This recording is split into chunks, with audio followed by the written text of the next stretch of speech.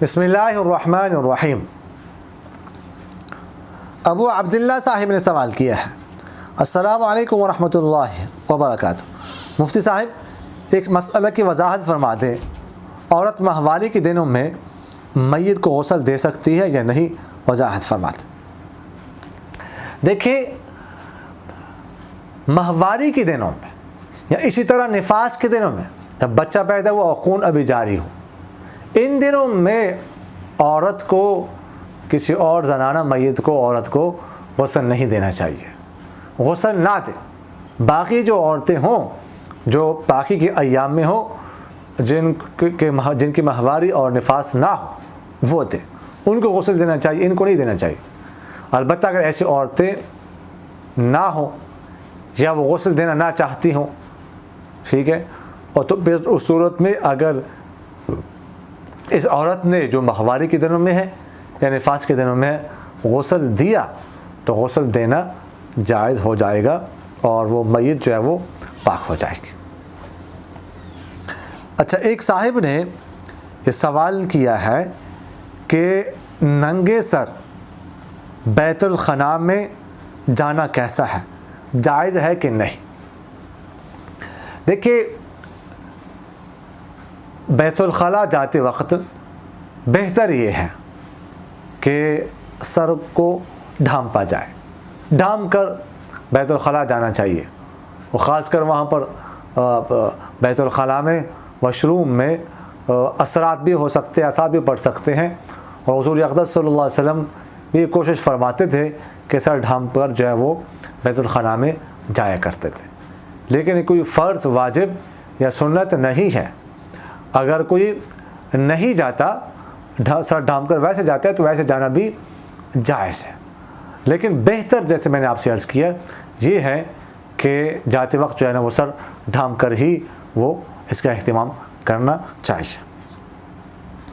ایک صاحب نے یہ سوال کیا ہے کہ السلام علیکم ورحمۃ اللہ وبرکاتہ۔ حضرت مفتی صاحب، مسئلہ یہ ہے کہ ایک شخص نے جس کی شادی نہیں ہوئی اور اس کے 2 بھائی ہیں، اب اس شخص کے پاس کچھ جائیداد ہے جو کہ وہ ساری کی ساری جائیداد اپنے بھتیجے کے نام کروانا چاہتا ہے، کیونکہ وہ بھتیجے کے ساتھ رہتا ہے اور بھتیجا اس کو زیادہ عزیز ہے۔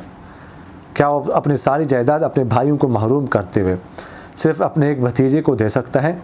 براہ کرم شرعی رہنمائی فرما دیجیے، جزاکم اللہ خیر۔ دیکھیے، اصل جو اس شخص کے وارث ہے اس کے بھائی ہے۔ جب بھائی موجود ہو تو بھتیجے کو وراثت میں حصہ نہیں ملتا، بھائی اس کے ورثہ ہے، اصل حقدار بھائی ہے وراثت کے۔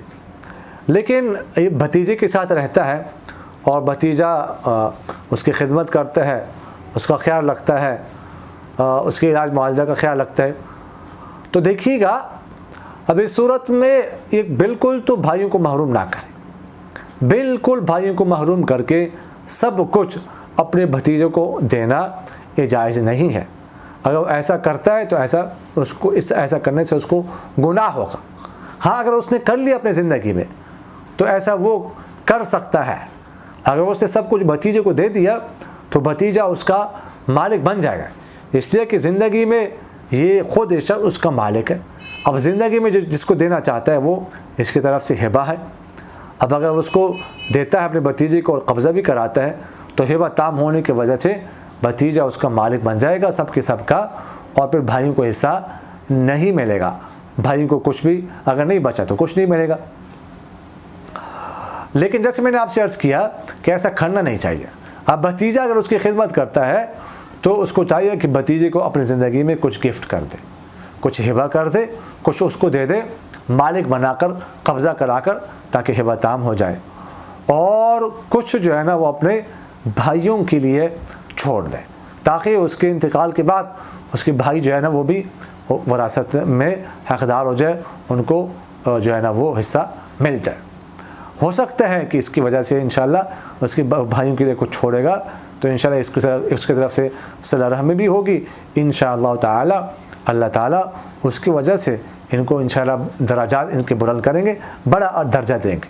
اگرچہ بھائیوں سے ناراض ہے، بھائیوں کی طرف سے صلہ رحمی نہیں ہوئی، لیکن یہ کر لیں، ان کے لیے کچھ چھوڑ کے جائے، انشاءاللہ قیامت والے دن اللہ تعالیٰ ان کو سرخرو کریں گے اور ان کو اس کا اجر دیں گے۔ لیکن بالکل بھائیوں کو محروم کرنا یہ جائز نہیں، اور ایسا نہیں کرنا چاہیے۔ اقول قولی ھذا استغفر اللہ لی ولکم ولسائر المسلمین فاستغفروہ انہ هو الغفور الرحیم.